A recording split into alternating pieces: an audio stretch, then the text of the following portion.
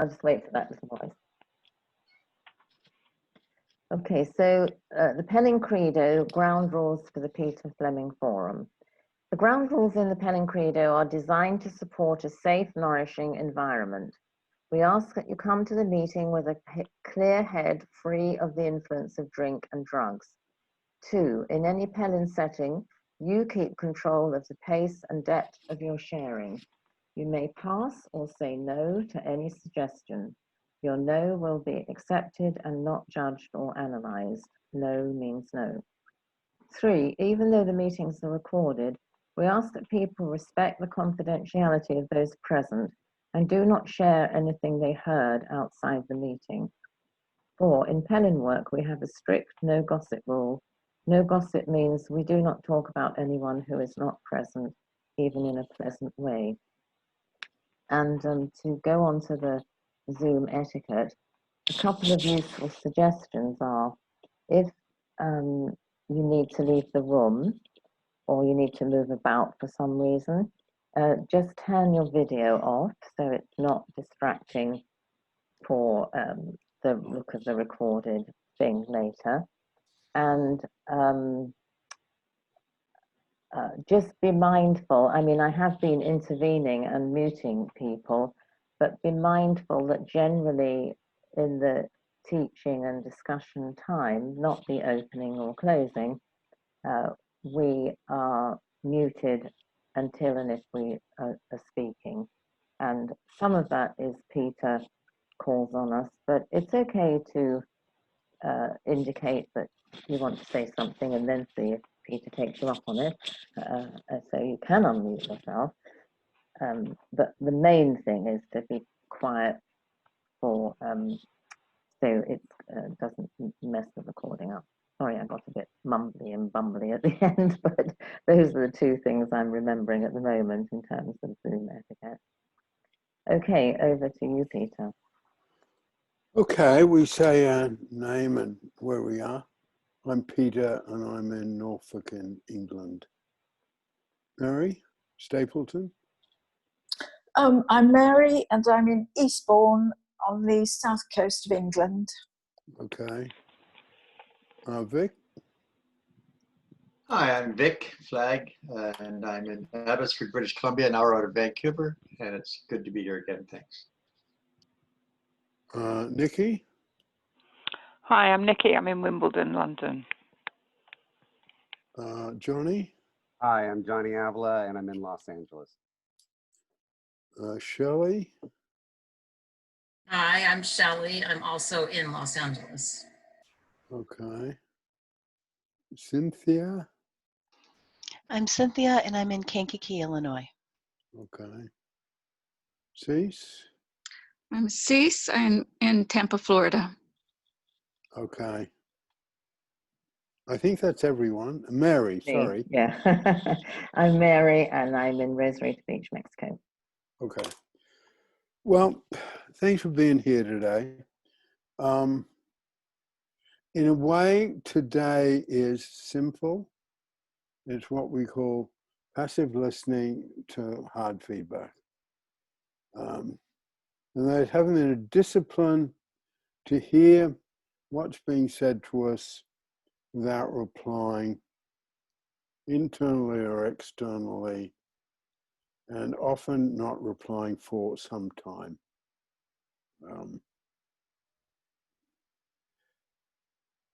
And I guess I sort of want the theme today that's about things as simple. We all have a lot of stuff in our lives. We all have a lot of stuff in our training and our thoughts and our work. Pellin is comprehensive. It's got a whole lot of stuff. And I talk a lot. And within that, simplicities can get lost. Simplicities don't mean things are simple or easy. They just mean they're simple somewhere. You know, if someone's going to climb a very high mountain, that's simple. He's going to go from here to there, but there'll be a whole lot of stuff behind that mountaineering expedition. And one of the simplicities I want to present about Pellin is sort of what we're about. What we're about is helping people to learn in nourishing ways to get their needs met and to teach people how, by making the right contributions, they can have purpose and feel that their life has meaning. And I often lose sight of the simplicities because I'm intrigued by the complexities. And there are, you know, there's a whole lot of stuff behind the Christian religion. And yet in some ways it comes down, I'm not saying all of it, but it comes down to do unto brothers as you could do unto yourselves. There's a lot of, and you know, I could show you my library. There's a lot of thought and theory and university courses and books by some of the best thinkers that have ever been about politics. And yet, in some ways, politics comes down to some simplicity. One vote is really simple. Now, there's a whole lot that, you know, there are centuries of thought behind that simplicity, just the same as there are centuries of thought behind the simplicity of do unto others as you would have them do unto themselves. And there certainly is a simplicity about cops don't have the right to kill people. There's something about that that's simple. You know, I've said it here before, but I guess today is the day I want to put it in. You know, having had a complex relationship with David Pellin, as I've had said here before, you know, I was quite distant. At one point, I was quite distant from him, and I made a commitment to him, which I guess has been lifelong for me, on the 4th of April, 1968, which is the day Martin Luther King was killed. You know, I've written about that on Facebook in terms of putting in what are the, I call the lineage of Pellin. And, you know, that too is complex, but there's a simplicity that, you know, Pellin's about the work of David Pellin and the techniques of Fritz Perls and how I've developed those two things. That, by the way, is going to be on my the Facebook one with Mary's help I'm getting out today. And there is a simplicity in passive listening to hard feedback. I would say it's a point of common sense that some people know and some people don't. I think some people will almost sort of intuitively, on a common sense level, know that, hey, what Harry's saying to me right now, I'm struggling with, but it might be a really good idea if I just listen to it. And Harry's taking a risk in saying it to me. I know that. I can feel that. And if we can just shut up and listen to Harry, and particularly if it's hard for us to let in, you know, we know it was hard for him to say, but if we, and it's the middle of the pendulum, to some extent it's the caring life force, but we don't have to have all the control, because when the other two life forces, we have to have a lot of control. In the caring life force, we can give up control. But I don't want to make it complex. There is something quite simple about and cutting edge in terms of our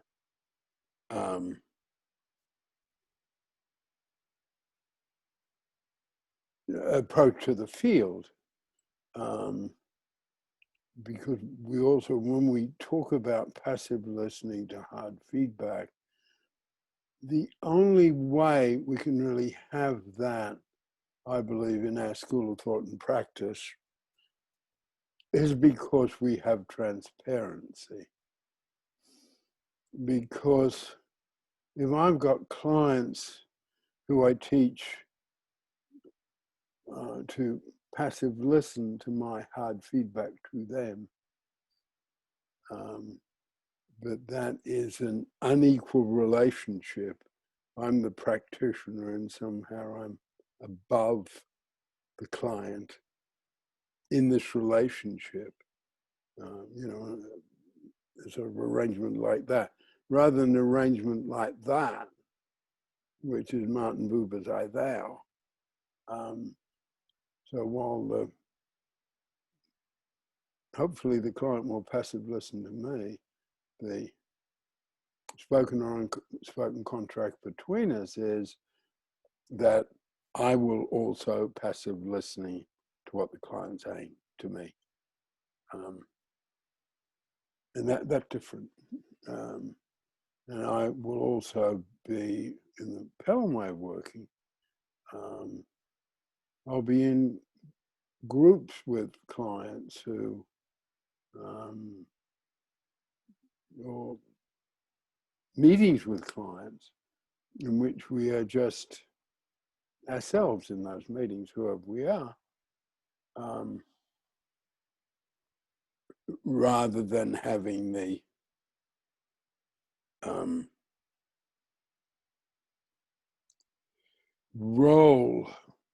the roles we have in the therapeutic relationship come in a way that they're sort of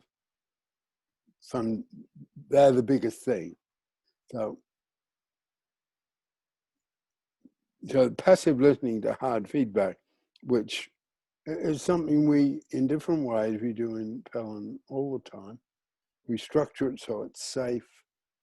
I guess we have a credo around this part of our work that I have to distinguish between when what I'm saying is feedback, which I'll say in a minute how we define hard feedback, that my feedback is my perception of this other person, and my feedback is not a way to channel my resentments or difficulties with this other person. That's something around both feedback and the giving of it and the receiving of it, and passive listening that has a certain purity, is a rather pretentious word, but at its best, that's what they have. You know, at its best, I really am an empty vessel, and I can let in what you're saying to me. And I can put aside my emotional reactions. I can put aside my needs. I can put aside my opinion of you and just let in what you're saying. That's what passive listening is. And it's absolutely possible for many of us, not easy, but it's absolutely possible, just the same as meditation is absolutely possible. You know, people do meditate. That's what passive listening is. Hard feedback is something that's hard for the person delivering it to say, and hard for the person who's receiving it to let in. So hard in that sense is almost a jargon word. We're using it in a slightly different way. Hard feedback does not mean the most critical thing we could say to somebody. Hard feedback might be telling someone that they're a lot more attractive than they will let on. And telling that person that, you know, you've got evidence that this is true. And that might be hard for someone to say, and it might be very hard for someone to hear. Someone might want to say, no, you know, I'm not attractive. I know I'm not attractive. You know, so passive listening to that hard feedback is really letting it in. And we often use, when we formally do feedback exercise in our programs in Italy, on our training courses, weekend workshop, we have a format around it that we often say, I perceive. No, I perceive you as a very attractive person. And particularly, you know, I perceive you as making more sexual jokes than are appropriate. I perceive you as sexist. There's a difference between you are sexist and I perceive you as sexist. So by putting the I perceive in, it brings some rather undiluted caring life force into this particular exercise. And today, last 4 days, I guess we've, in your country, in America, we see a whole lot of people's inability to listen, inability to take hard feedback, inability to find the way to give hard feedback. Because, you know, one of the things I guess in Pellin we train people to do is how do you deliver hard feedback?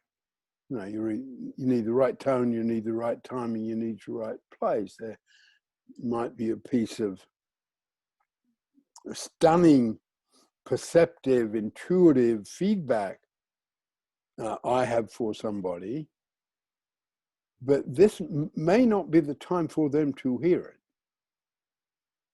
You know, it just simply may not be the time. Even use that simple example, someone being told they're attractive. You know, if someone's, you know, just been dumped by a boyfriend, maybe they don't want someone to tell them whether they're attractive or not. It's not the time for that bit of feedback. And it certainly may not be the time for someone, well, yes, you were dumped, but this is what you did to contribute to the relationship not working out. You know, that might be a great piece of feedback, might be accurate, caring, even loving, but no, not the time, not this week. And I mean, you know, when you get crises of the historical nature that are happening with the riots and the protests, two different things. You know, you can almost perceive, this is me sort of pushing our work, you know, how beneficial passive listening, training in passive listening could be.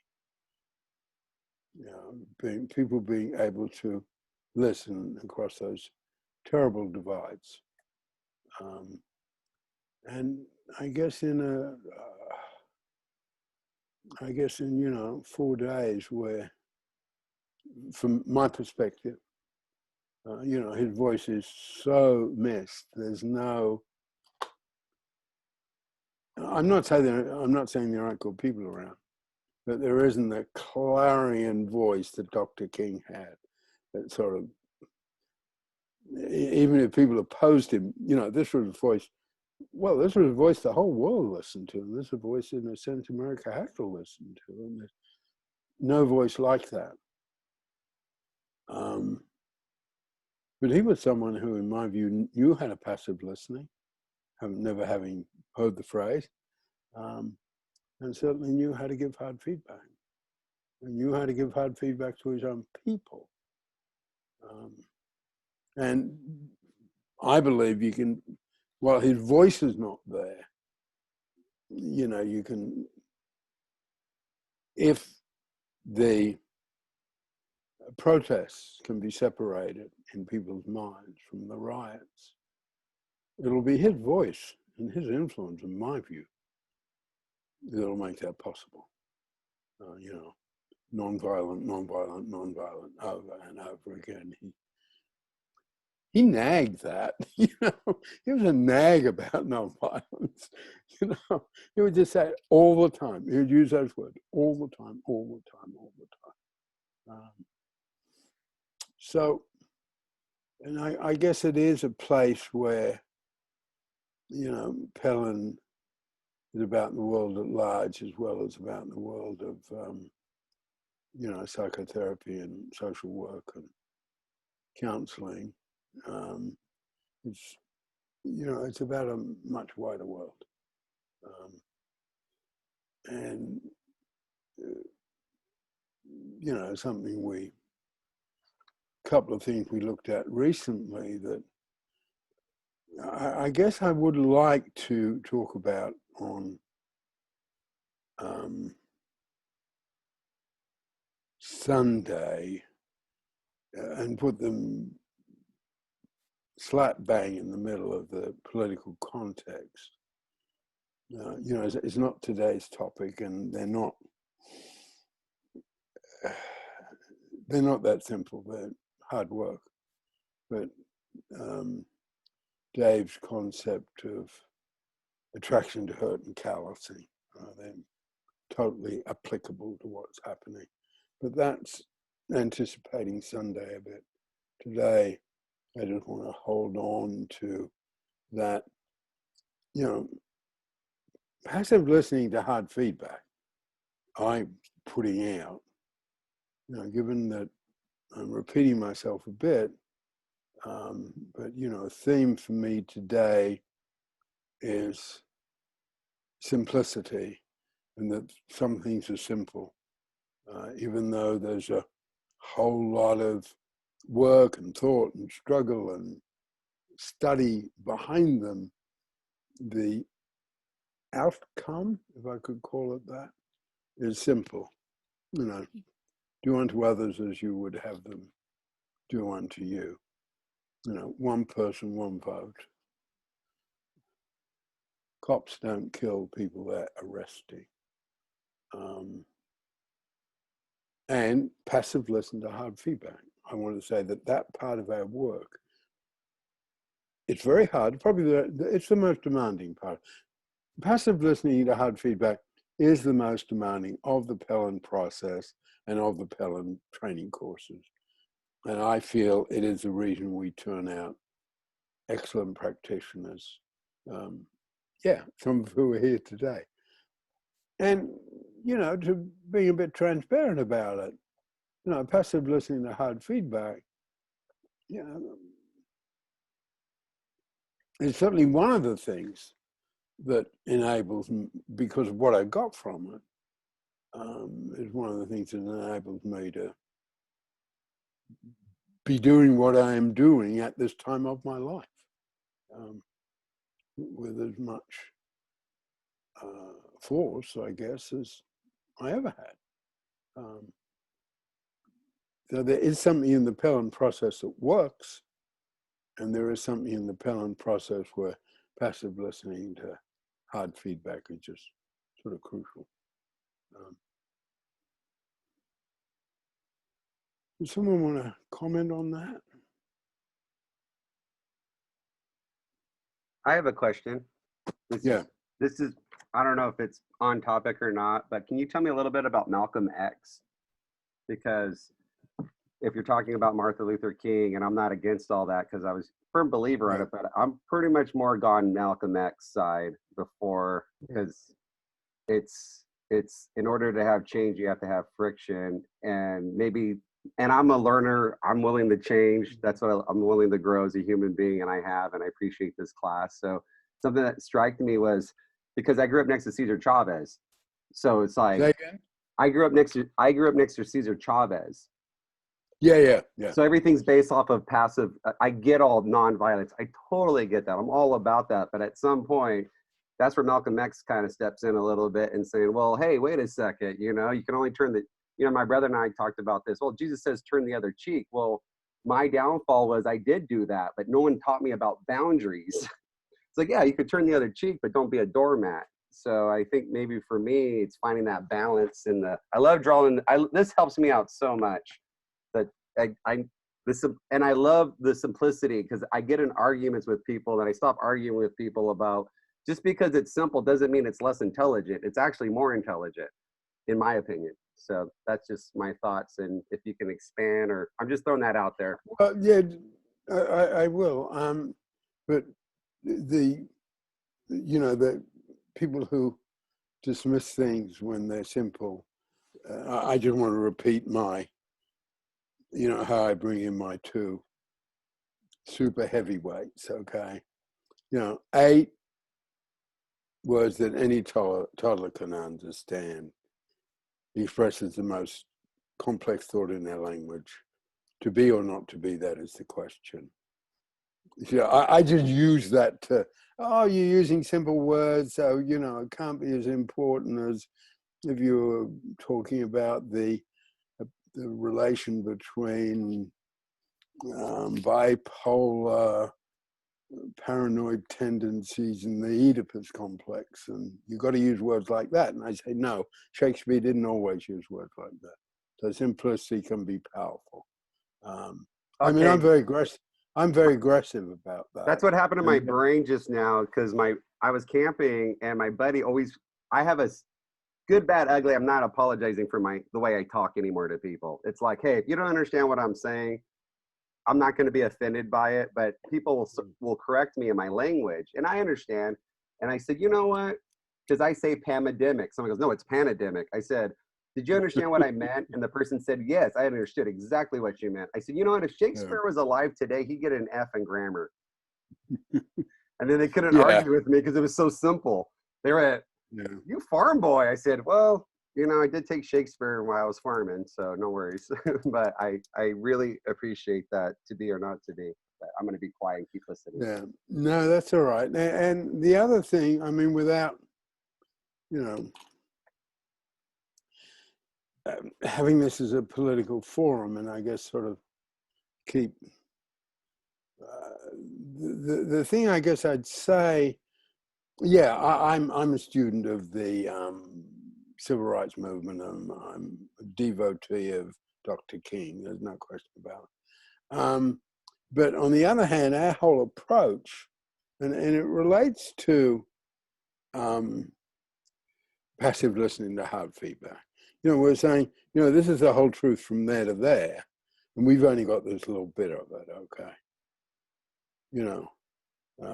So with all my study of the civil rights movement, I've still only got a little bit of it. I don't have it all. And that's a different approach. It can be a very different approach to my field of work, which is psychotherapy, but it's also quite a different approach to politics, okay? So, the relationship between,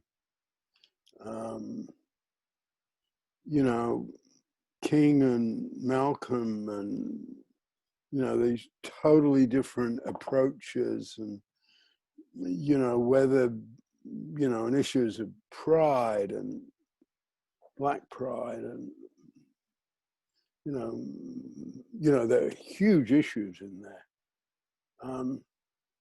I guess at this point, from a Pellin point of view, I think we could say, they both made their contributions. Let's look at their contributions.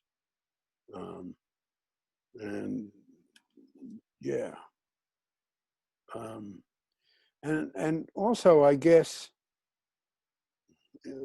today, what's happening there, there's sort of something about respect, something about how both those men met their death, killed. You know, let's have a little bit of awe, the leaders at times we've had, okay? So, yeah, I mean, I'd love to have you, you know, a big talk in with you in another place about these two men, because, you know, the whole civil rights movement and all of that, and nonviolent, was sort of my generation. But, you know, when Bob Dylan, you know, started, if I'm correct, using an electric guitar and sang more like a rock star, the great Pete Seeger, who was the leading light in the folk music, pulled the plug on him. Couldn't stand it. You know, Pete Seeger couldn't stand it, and I don't think he ever forgave him. You know, Bob Dylan doing something different with folk music, okay? So other people are going to do different things with the civil rights movement. It's not going to be the same.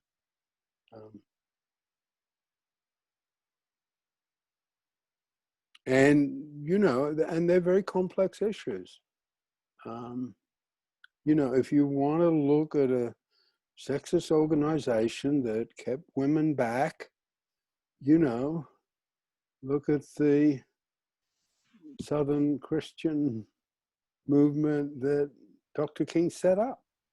It was a very sexist organization. That's just history. That's just history now. So, yeah, and I guess that's why I like Dave Pellin. You know, none of us have got the whole truth. So even someone as great as my hero, Martin Luther King, you know, he only had a little bit of it. And that can be hard. It can be hard to say your heroes only had a little bit of it, okay?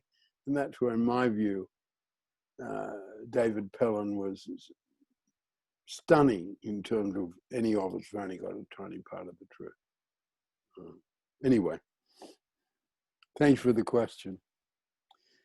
Anyone else want to come in? I can call names. Can I say something, Peter? Yeah. It was just when you said we only have a little bit of the truth.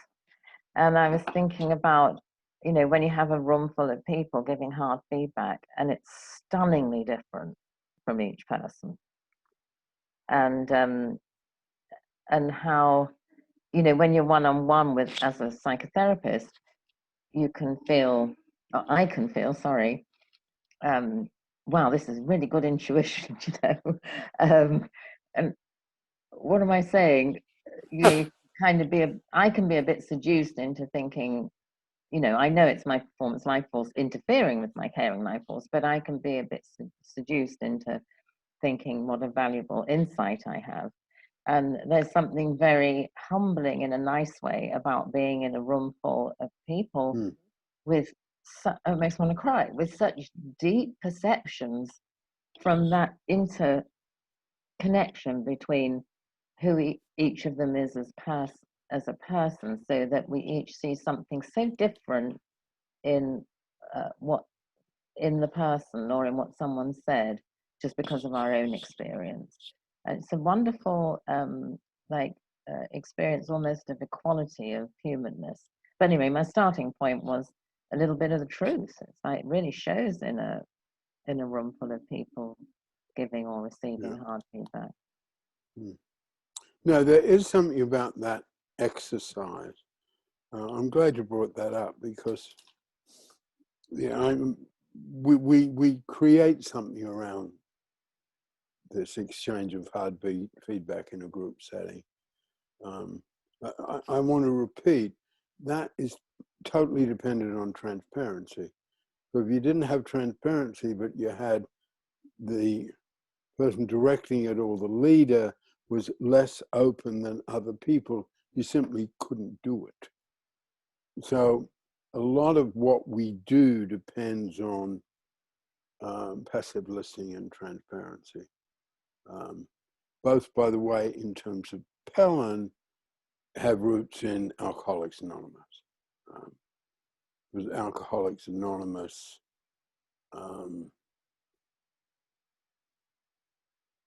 You know, the statement I've made before, I'm Bill, I'm an alcoholic. Not I'm Bill, I'm the founder of AA. You know, enormously different. Let me just call it different. Anyone else want to come in? Do you want to say anything, Vic? Not at the moment, but I know Mary Stapleton wanted to. Sorry, Mary, I'm putting you on the spot. Okay, I missed it. Mary? I recall that when you first talked about this, and I was quite resistant, Peter, because I thought it's all very well listening to somebody who's got my best interests at heart. I can passively listen to them giving me hard feedback. But if it's somebody that I don't necessarily trust, or who may be wanting to manipulate me in some way, or, you know, I don't want to give them the respect of passive listening to it. But what I discovered was that, in fact, by passive listening to anybody and everybody, it was so much easier to discern the wheat from the chaff, and to be able to, from an objective, a more objective standpoint, be able to understand, you know, whether somebody did have my best interests at heart. And if they didn't, it was maybe going to be easier to understand where they were coming from and be able to resist it better if I was passive listening and not reacting immediately to something. So what I'm saying is that the value of passive listening to whatever feedback you're getting, you know, be it positive or negative, or coming from a good place or a not so good place, there is a value in it. Yeah, I really appreciate that, because, and some of it I haven't covered. One way, you know, me, the slightly compulsive trainer, that referring to the levels of listening, and that's about goodwill. That's assessing someone's goodwill, okay? And if we're assessing, and if someone's got low goodwill, then don't engage in hard feedback and passive listening with them, okay? Another part of that, and this is a different topic, if someone's got low goodwill, don't be transparent, because they will not, doesn't matter who they are, they might be great, you know, but if they've got low goodwill, they will not be able to resist the temptation to use my transparency against me. They just can't. So there are some times it's important not to be transparent. I'm talking about transparency in the context of a, I guess, committed therapeutic process. You know, AA doesn't use those words, but that's what AA is, a committed therapeutic process. So people can be transparent, but it's within that situation. And I've certainly had groups and courses where I knew that the goodwill level wasn't that high. You know, other people here have been around me when, you know, I've been running courses and gone through a hard time. And I thought, no, I'm not going to use hard feedback and the hard feedback passive listening exercise. I don't quite have the strength to do it. Okay, so it's a very sharp tool, and you're going to be careful how you use it. Okay, and certainly I want to I appreciate what you're saying, Mary, because I want to put in more than I do the limitations of transparency, and being transparent with someone who's not going to be able to resist the temptation of using the transparency against you, to some extent, is like leaving the keys in the car and then complaining when someone steals it. You know, so these tools have to be used with a whole bunch of responsibility. And yeah, I wanted to add that bit to it. Can I just say something? Victoria? Yeah. Are you saying yes to me or not? No, you first and Victoria. Okay, so I was just wondering, I was just sitting here thinking, you know, the many varied, rich opportunities because of my long training with Pellin to be in a room in a safe situation, receiving hard feedback. And I was thinking, well, I wonder, it doesn't have to be now, but I wondered if you could address at some point, like, how can that be useful in, if you like, ordinary life? Like, we know Trump doesn't listen to hard feedback. We know Obama did, you know what I mean? But in our own lives, like, there are times, I think, when somebody says something and you go, ouch, and you didn't know this thing was coming, but maybe there's like a real gem in it for you. And if you out of the Pellin situation, but that happens in real life, and you know the tools, you can say, okay, I wasn't really expecting that. That came a bit out of left field, but I think I should really try and passive listen, which, remember, means kind of maybe replaying it for 3 weeks and trying to just let it in. Maybe there's something gold I can mine there. So I don't know if it's the moment for it. Well, I think, I mean, that's really important. I think what it is, and some people have it in common sense, and some of it need to do it more consciously. But I think it's grabbing at the opportunities. You know, to me, and this is where in other places, I can be critical of conventional therapeutic models. But therapy, just like a nourishing family, is something about being able to be really opportunistic, okay? And, you know, the whole thing, opportunity only knocks twice, or one of those sort of things. You know, so here it would be, oh, I'm getting that piece of feedback. I could call that a piece of hard feedback, okay? Or I could call that something that's very insightful. You know, someone who doesn't know about us or doesn't know our language. Oh, that was really insightful. You know, I'm gonna shut up and listen to that. That's where there's a common sense element to it. So, and then it's sort of slightly being on the lookout for it. And but it's a complicated process because you really got to let it in. You know, to let it in sort of superficially. I heard what you said. Yeah, can miss the boat. You've got, I guess we've all got to look at, and I think it relates to today's topic. We've all got to look at what is our particular process of achieving a really deep and practical self-knowledge. That's the commitment we need to ourselves. And then I think it's noticing when the opportunities pop up and sort of grabbing them rather than letting them slip away.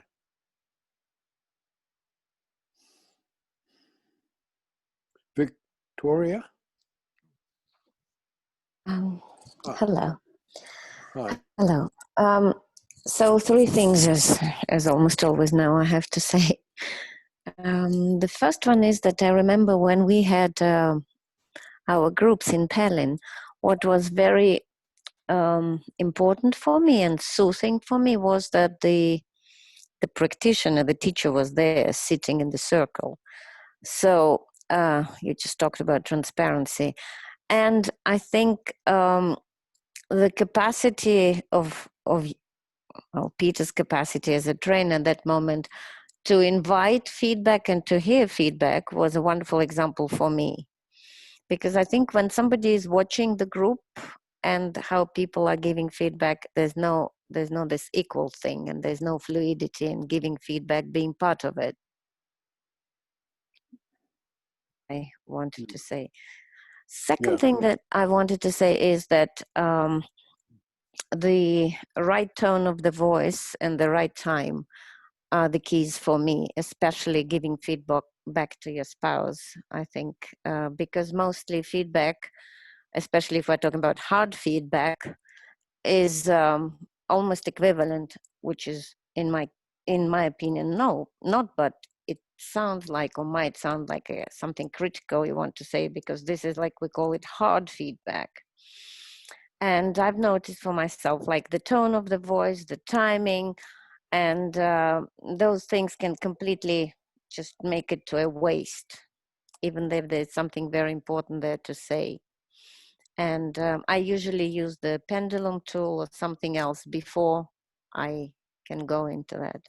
And the third thing I wanted to say is that recently I needed for my Pellin Project Paris feedback from people I know, and I chose in different languages, so in different countries where I lived, people to write 3 positive and 3 negative things about me, or 5, however. And I've noticed how easy it was for the people to write good things about me. And the things that I asked, I mean, I didn't mean negative, like negative, but I explained why I needed, basically like what we call here hard feedback. How many people didn't dare? Some people said, are you crazy? What's going to happen? Are you like against something? I mean, we love you the way you are. It's unconditional. And in a way, for me, it was like a test that there's something wrong in the relationship that people don't dare, because I thought I invited this feedback myself, I initiated it. So these are 3 things I wanted to share about hard feedback. Yeah, I think you've got to be able to create, and I guess we do create it in Pellin, and we've been doing it for, 255 years. So. And a half. And we sort I guess we sort of take it for granted a bit, and I think that can be dangerous. And I think the things that Mary Stapleton just brought up relate to that. Sometimes you've got to go back and look at, okay, how did we create this? And a lot of thought went into it. Don't take it for granted once you've got it. I think the thing about people wanting to be supportive and not give criticism, I think it's something you've almost got to sell people on, because there is a place where there's quite often and at times I can be critical of some circles where what has to come in is positive. Oh, that's great.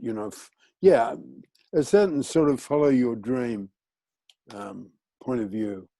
Follow your dream, you'll be fine. And if you know people, and I think this would happen in a wide, nourishing family, someone knows that someone else has got something, because there's a sort of invitation to, be positive. If you follow your dream, if you follow your dream, everything will work out. I mean, Peter, sorry.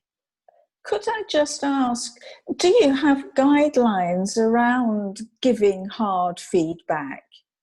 How to actually go about it? Well, thank you, because that's the bit I feel we take it a bit for granted. So, as you know, we've had training courses that go on for 3 or 4 years. So we all have a bunch of stuff. We have built trust. And then we sort of take it for granted. So we don't look at how did we get there? And I think the question you're asking is, how do we get there? And I think the first thing is where am I coming from in wanting to give that feedback, okay? And there's a real point there, and as I've said at other times, you know, this is one of the two places where David Pellin just grabbed my attention. Because as I'd say it now, are we coming from our caring life force? I think this will be good for Harry. Or am I coming from the place, I have had this brilliant idea of which I'm sure about, and I want recognition for my brilliant idea. And it's one of the ways that it's the difficulty of that problem. And in other terms, in other simple terms, you know, is someone coming from the care of the patient or from their own ego? You know, I am so intuitive and I've said this to you and I look great and I feel great about it. That's performance life force. That's not caring life force. Caring life force, it doesn't matter how clever I think I am, is this good for you? So one is where we're coming from and how much of our own ego is tied up in that. Two, is this something that would be useful for the other person to receive, and is this the right time to give it to them? And the best example, you know, those of us who have had kids, the best example I know of that is teenagers. And we're programmed, you know, we've got to say it. It's sort of, I don't know, you know, millennia of conditioning. You know, anyway, me, and I'm grandparent of teenagers now, you know, you've got to say this, well, have you really thought that through? Or, you know, perhaps that skirt is really too short, or whatever, you know. We've got to sort of put the bit in. And of course, we'll set up the rebellion because the child doesn't want the feedback at that time. And if we can hold back, and I think we all, hopefully, have done this at times, if we hold back and deliver that feedback at the time when the teenager is ready for it, it's great. But that's a little bit, you know, chalk and cheese stuff. Anyway, sorry, I'm a bit wordy. Where am I coming from in giving it?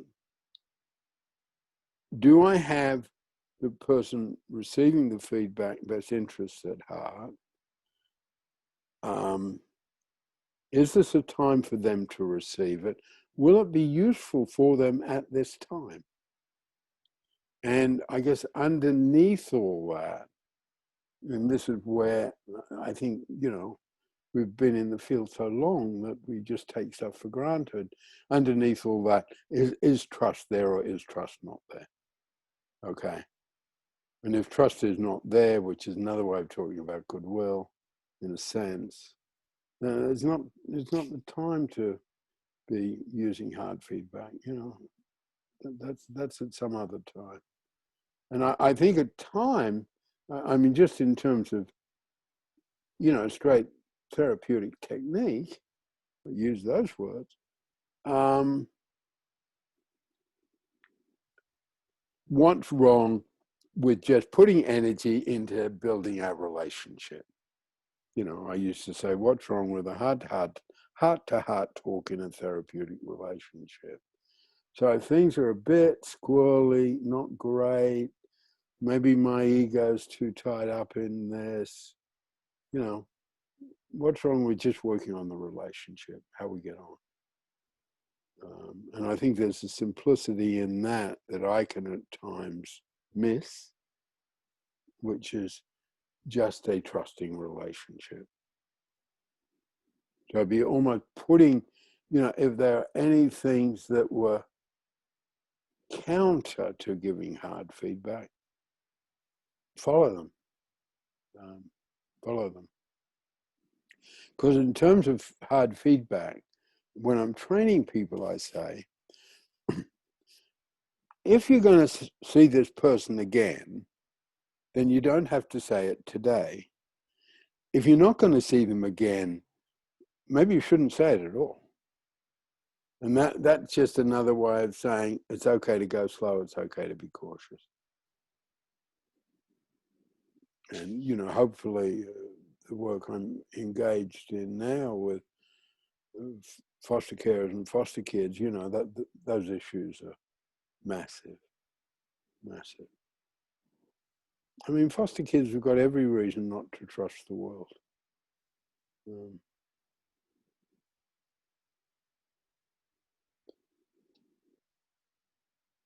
Shelley, do you want to say anything? You know, I'm just taking it all in, and I think it's really great. I guess I have a couple of thoughts. One is that I think I want to help a client who has, you know, a lot of developmental trauma, and he can't ask for help, right? And he can't take in like too many compliments. And, you know, I'm wondering how I could help him more. You know, we've done a lot of different work, some body work and meditation and asking for little things with the people who he's close to now. But, you know, finding a way to help him be able to receive, you know, good feedback. Yeah, yeah. The other thing is kind of off point, but I loved how Victoria was talking about asking, I guess, her friends or colleagues for feedback, positive and negative. But I thought that would be a great exercise for couples, right? I could ask my husband, wouldn't that be great? He'd love to tell me. I just thought it was kind of funny because that gives him an opportunity. Well, when you know, I'm someone who's been through divorces, but when I say passive listening can change your life, passive listening can really help marriages, really can.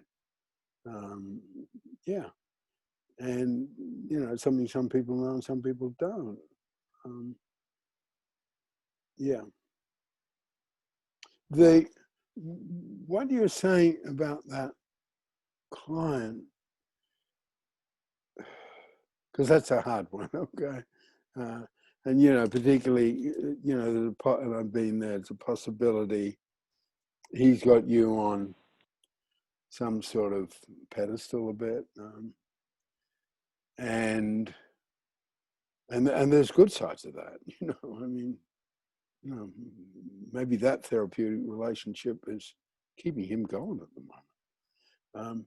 But there can be a way the life forces, and particularly when we get to distribute that little device, my life forces device, teaching him about the performance life force, okay? That could really work. And then, and you know, just going into that part of the methodology about that is not, oh, you need to find confidence, so face your fear and what could be the most risky thing you could do. No, you know, this is a sort of, in a way, this is an abstract concept which we can explore. We could explore together in terms of the therapeutic relationship. And what are some, to start with, some small things within the performance life force that you could pursue. Yeah, and there are some. Great. And by the way, I talked to him about, I started introducing the performance and the caring and the physical. Okay. Yeah. Well, we'll get the device to you, and Nikki, make sure I do that. Okay. She might not be there at the moment, or Mary, make sure I did that. But it can work, and it was something about David Pellin mind. It was very different, but it didn't have to sort of go into the problem. Okay, that's why I thought it was really significant contribution to the therapeutic process, not sort of diving into it, but it's coming at it tangentially in other ways, quite fundamental. Because, I can have trouble with confidence in my performance life force for sure. So it's not saying this is only a small thing in your life. It's not small steps in that way.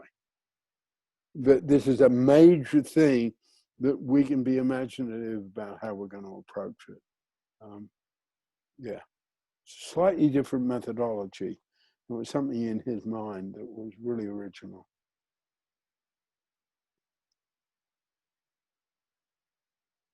Nikki, do you want to say anything?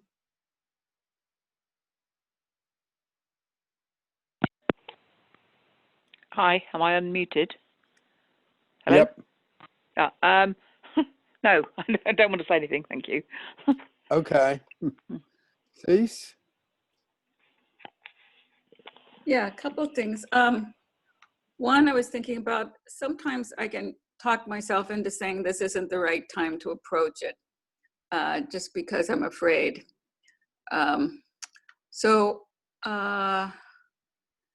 What I've been trying to do is talk about when would talk to the other person and saying, I'm not quite ready to talk about this, but when would be a good time that we could talk about it. And that usually seems to help me kind of get ready to, rather than just fire something off. This is personally not with a client, but it helps me kind of get my thoughts together before we sit and talk about the issue. And my friends are pretty good about letting me know when it's not a good time too, even when I can see on their face that something's troubling them. So we've been really good about setting those, maybe it's boundaries, but setting up those ways that we talk with each other. And in regard to the feedback, I really like giving people more minute feedback about something. I have a client who,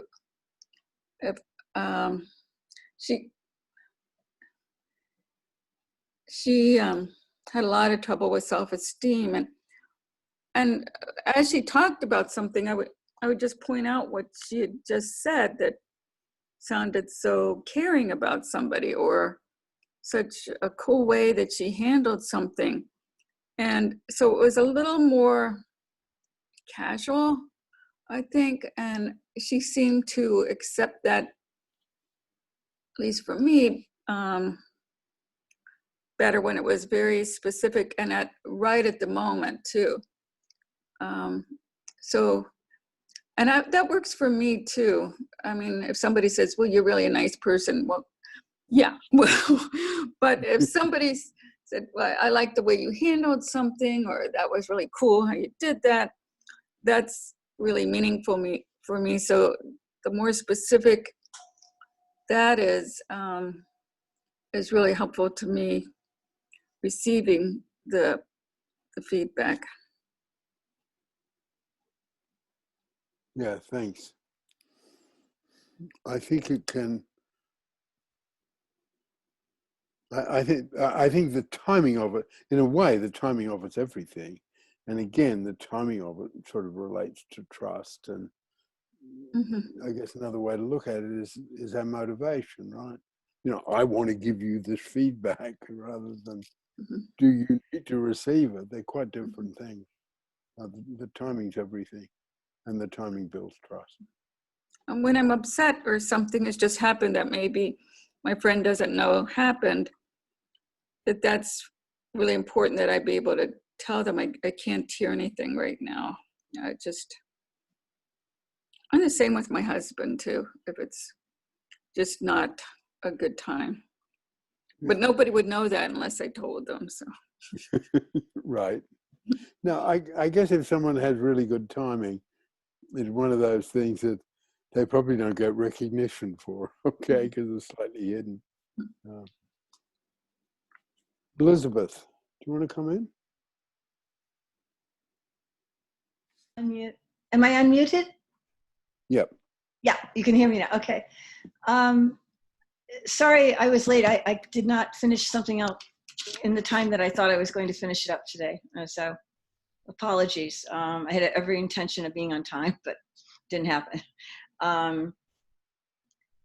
This really, it brings back a lot of memories, this discussion of transparency and hard feedback.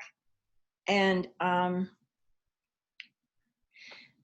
one thing that always, it catches me up, you know, either if I'm in a group or I'm in therapy and I'm the patient, is that I have a perception that there's real transparency, okay? And then in a moment of hard feedback, I realize there's this whole other part of me that I'm not transparent about. And that's astounding to me. Every single time it happens between you and me, Peter. But, you know, it's astounding to me when that happens. And it only happens when there's trust, you know, for me to be able to hear it at all. And one other thing that struck me in listening and right now is there's definitely a process that a person who's doing an interview or being the therapist seems to go through. So I went back in my own head to interviewing people for the last film that I did. And the people I interviewed had a lot of trauma, okay? They were, you know, their children had been murdered, okay? And we developed a level of trust over time. I could never I could step back and not say it, but I could never quite not want to offer my worldview, okay? I really wanted to. So the piece that I don't understand, Peter, is it doesn't seem to me like you shut down a piece of your thought pattern to do to come from a caring position. If you feel that, you know, you really want to, oh yeah, I know, right? You know, you want to shut that down. And it all seems to me to revolve around, if you can get to the middle of the pendulum, then you can choose. Is that? Well, yeah, that's true. But, and again, I do love to go back to, you know, a little bit, we've only got a little bit of the truth. Right. Because,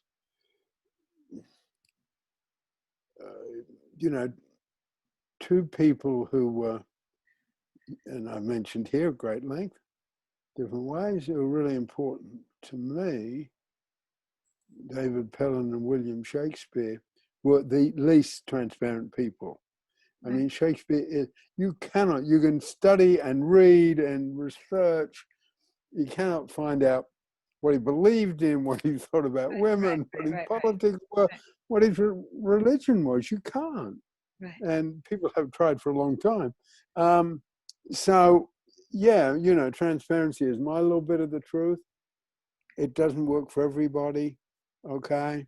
And I think in this is where we come back to, in terms of the tools, you're right about middle of the pendulum, but also evaluating in terms of hurt and purpose. And in those sort of situations you're involved with, which, as you know, I know about them. You know, they were situations, as some people who were working in these situations right now. And I guess the pride I have in the Pellin tools, that there can be some real precision in them.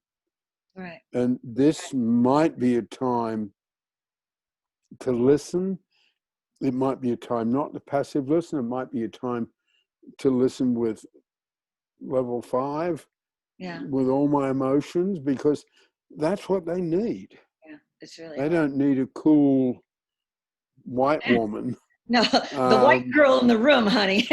Yeah, exactly. And you're ever so cool because you got this passive listening thing. Right. And no, I mean, they need you involved. And, you know,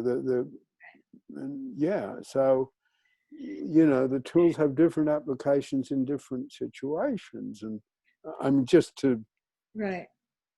bring in the Pellin methodology.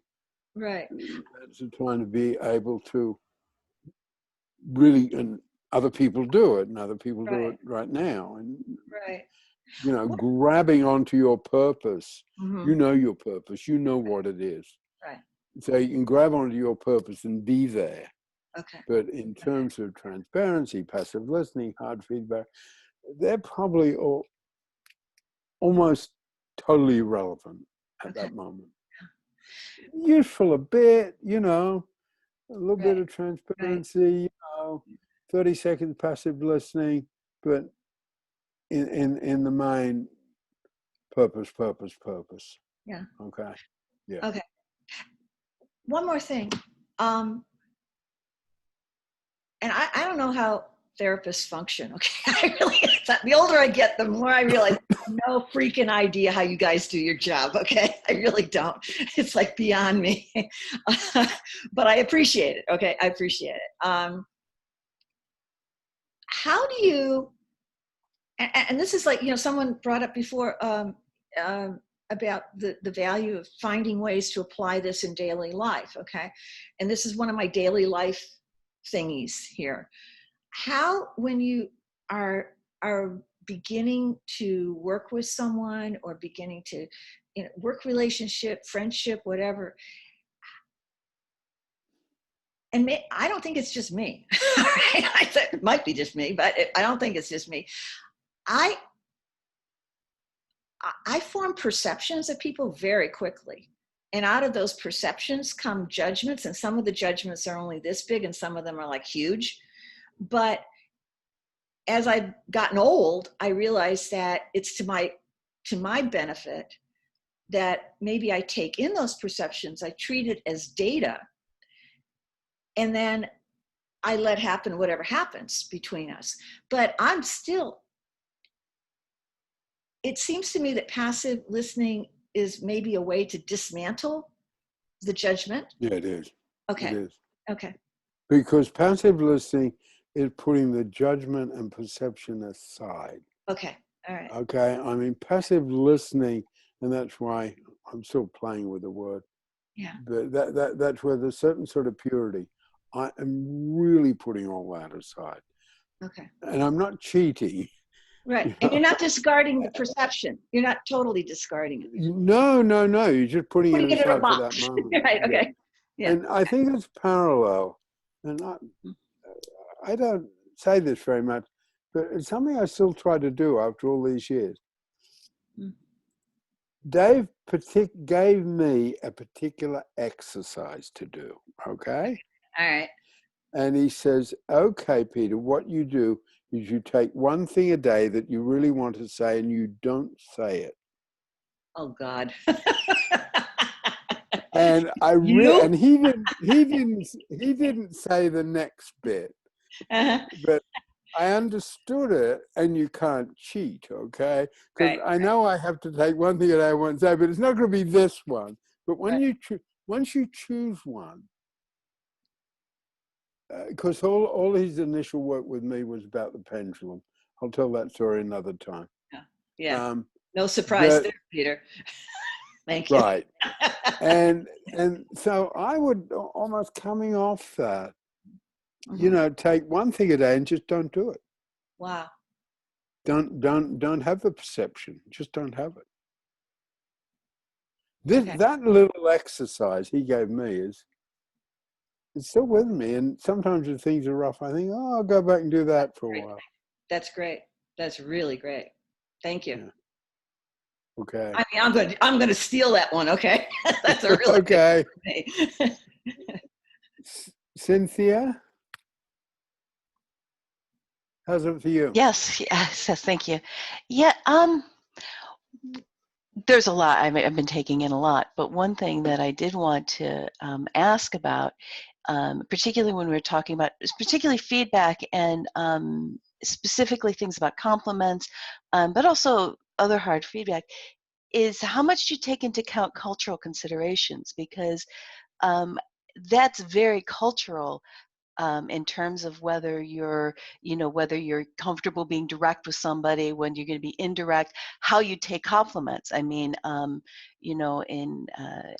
from Swedish descent. I'm in America, but but humility is a real big thing, and you purposely don't go for compliments. And when I was studying Japanese, I mean, the natural response, the polite response to a compliment is like, oh, no, that's not true, or that's nothing. And that, I mean, to say anything else would be rude. I mean, and it's, and I know that that's sometimes even a problem for people doing job interviews and stuff like that. If they're in an American context, if you're from a context of humility, being asked to sell yourself is like, and also men and women too. I mean, men, I think are more encouraged to come out of their performance life force, and women are more encouraged. It's less acceptable for women in a lot of ways. So I'm talking a lot, but that's my main question. No, totally.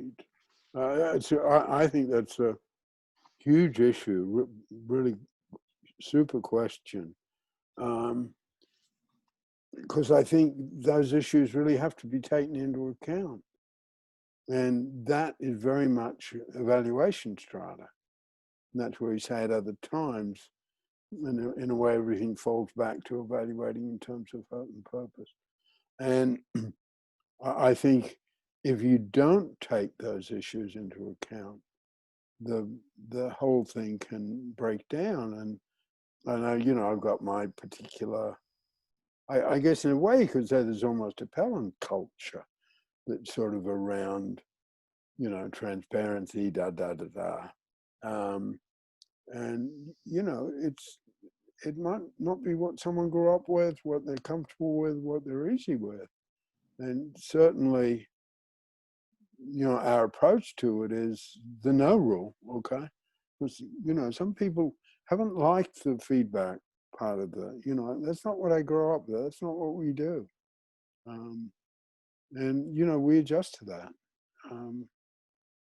And I think those issues really have to be taken into account hugely and enormously today, okay?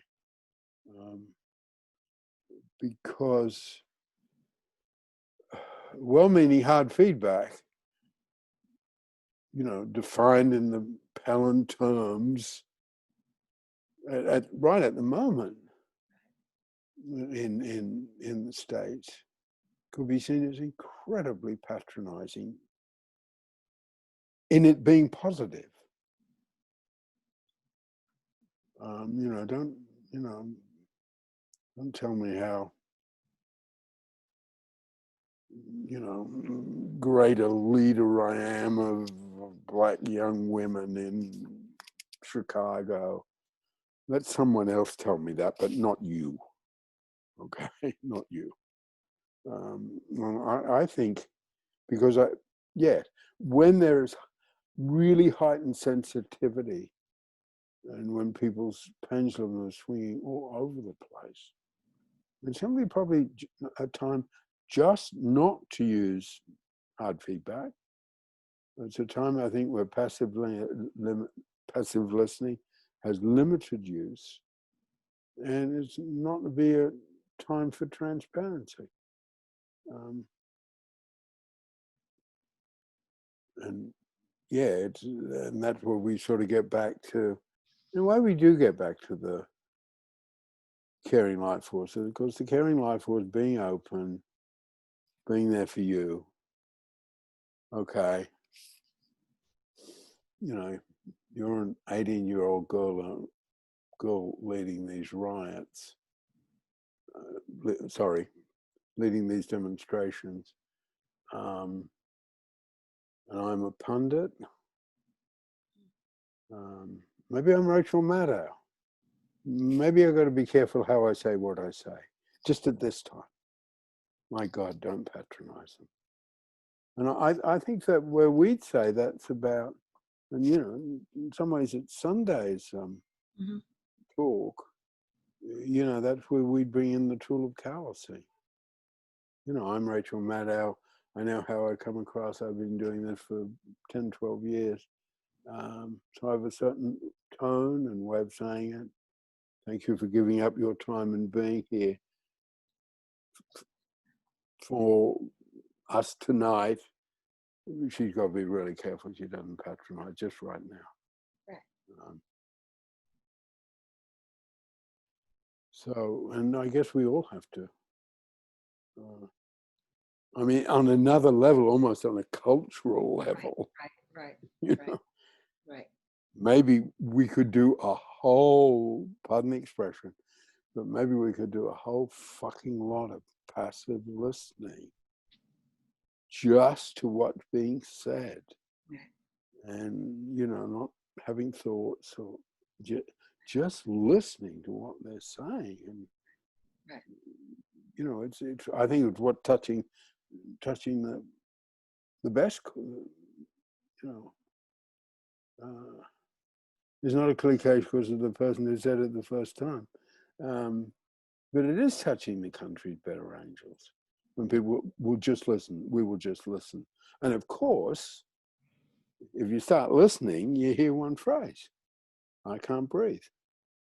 You know, I mean, teenage kids are listening to that right now. I mean, young, you know, high school. Peter, I just wanted to say that there's a feeling, a lot of parallels to the hashtag Me Too time of people waking up and saying there's something we really should be thinking about here. And I've heard men ask women, what can we do? So it makes me want to cry. And the answer is just listen. Yeah. Because people of privilege, whether it's about whiteness or maleness, that's what they haven't done. There's an unconscious entitlement because they've come first, whether it's whiteness or maleness, and they don't know their own blind spots. And the big step in finding out is just listening. Yeah. You know, the program around which I'm very ambitious, and it's a bit chancy, about developing this therapeutic model for fostering. And I want to have our mission statement, just listen. And that's what foster kids say. I mean, to bring in a totally different example, if they would just listen, and they do not listen. That's what foster kids say, over and over and over again. I was going to say, Mary, you reminded me of a book a long time ago called Men Are From Mars, Women Are From Venus. And I always go back to that, where a man, or at least for myself, we would naturally want to help people, and we get ball busted and shamed in it. So that's why a lot of guys are just not doing shit anymore, is just because of being shamed into something.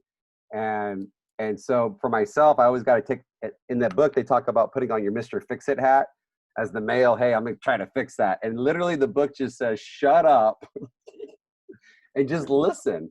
And the simplicity of it is so helpful. And that's what literally I got from that whole book, was like, got you. When someone's talking, don't try to fix it. Just don't try to fix it. And then they'll think of you as the best conversator because you didn't talk. So that's what brought up my mind. So thank you. Yeah, okay. So we need to finish. Peter, just before we finish, I did announce to people our original syllabus for Sunday was feelings of accomplishment and callousing. So I just wanted to clarify here, so also so I know what to put in the next. Right. visit. So I must get in feelings of accomplishment, because to be absolutely frank, it's really quite central, and I forgot. So, but just add to that attraction to hurt. Okay. Put all three or focus Yeah, on all attraction? three. Okay. All three. Okay, Yeah. thank you. Okay. We finish up with geography time. Anything else we want to say as we end up? Yeah, I'm Peter. I'm in Norfolk, England. Yeah, I'm thoughtful right now. Victoria? I'm Victoria. I'm in Paris. And I'm very hungry right now. And grateful. Okay. Mary Stapleton? I'm Mary. I'm on the south coast of England. Yes, my thoughts are all with America at the moment. Yeah. Elizabeth? I'm Elizabeth. I live in Ann Arbor, Michigan in the States.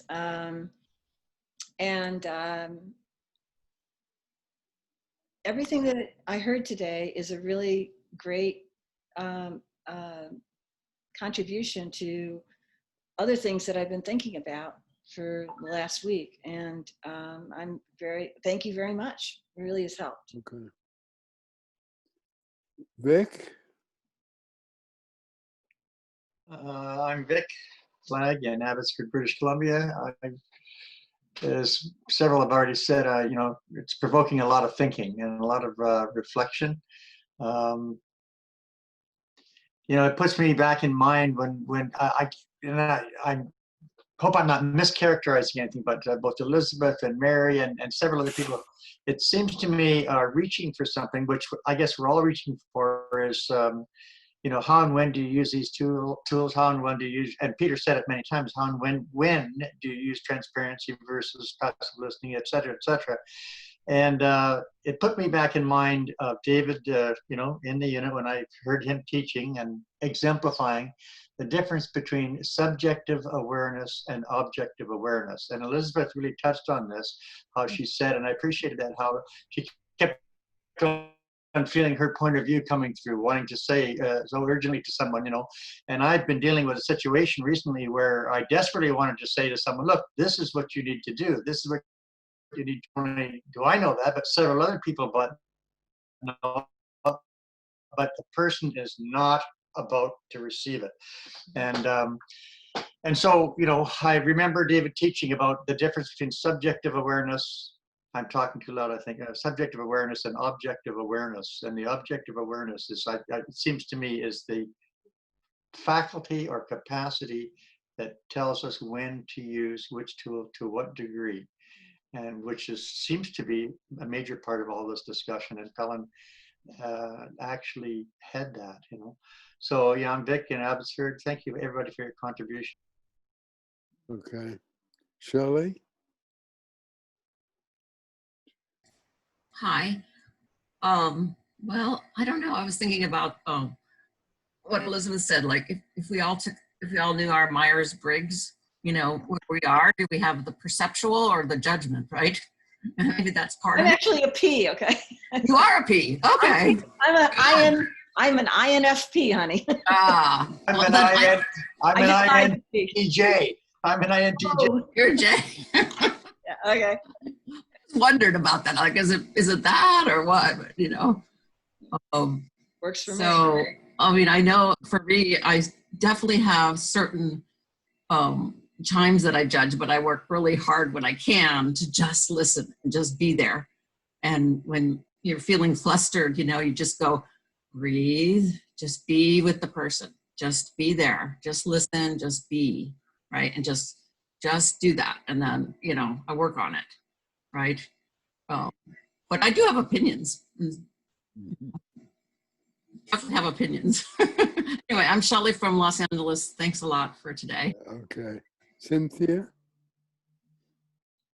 I'm Cynthia. I'm in Kankakee, Illinois. And I just wanted to say something just for the record about Kankakee. And I'm Kankakee several decades ago, because I was here for a while and then I had left. I wasn't born here. But Kankakee's protests have been completely peaceful. And that is a source of pride, because decades ago, this would not have happened. And in fact, the only thing of trouble that got scary was we thought somebody from outside was coming to cause trouble. And, you know, there's been a lot of discussion and there's been a lot of, but that's been, so I just wanted to say that. And I am grateful for being here, and there's been a lot of things to think about. Okay, thanks for that. Congratulations. Yeah, really. Cease?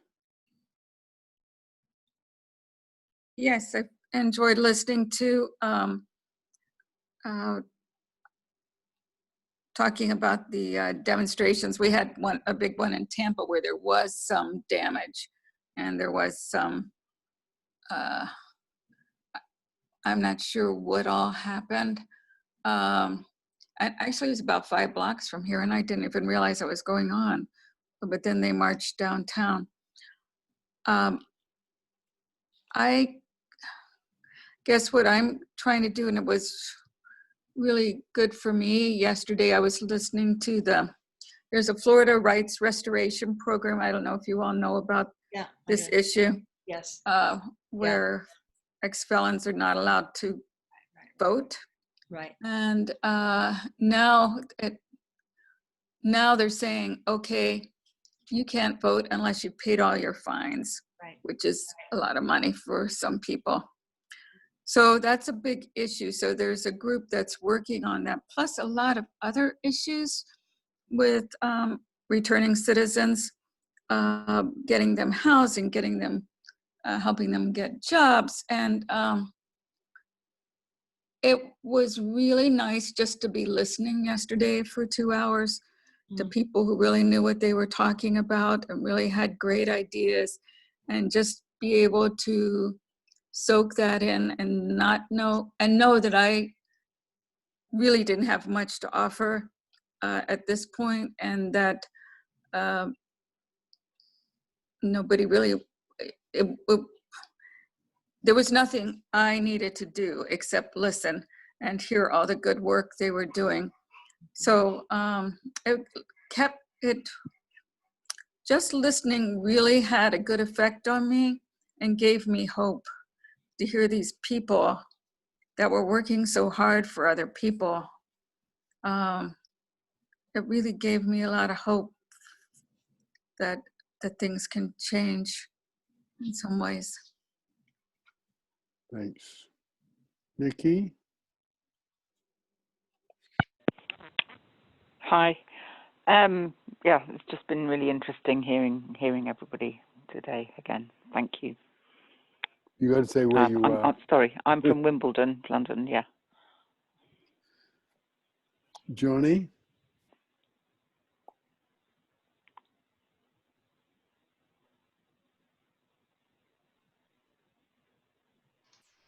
I think you're still muted. Yeah. Thank you, Cynthia. There you are. There you go. Johnny from Los Angeles, and my mind is just in awe, and it's literally absorbing from everyone. And then I'm kind of like in disbelief from a very humbling background, like, wow, I'm really learning so much from everyone. And just the tools, like I got tools today, I've been using the tools, and I just wrote down a lot of notes. And basically what I got, a big aha was where am I coming from with the hard feedback. And I appreciate everyone else talking about not being manipulated by that. But all in all, I appreciate every one of you. I've absorbed so much, and I'm becoming a better person from it, and just looking forward to the journey. So thank you. Thank you. Mary? So I'm Mary. I'm currently of Rosarito Beach, Mexico. And I was interested that when Cynthia said Kankakee wouldn't have been like this some decades ago, I feel very emotional about that. I don't quite know why. I think it's something, I think it's rooted in, being brought up to believe in fairness and equality with then when people in the 50s still thought the communism promised that kind of change before disillusionment of Hungary. And that was very mixed in with equality of skin color. That was very strong in my early childhood. So it was something about, sometimes I feel like you fight all your life for change. It's not my main thrust, this area of change. It's been more with feminism, but I deeply care about racism. And just to hear a snippet of how a whole city made a change is just like very moving to me. Well, thank you for saying it, Cynthia. Okay, well, thank you so much for coming. Yep, and I'll see you on Sunday. Okay, bye-bye. Thank you, everybody. Bye Thank for now. you. Thanks, everybody. Bye-bye. Bye-bye. Bye. Bye-bye.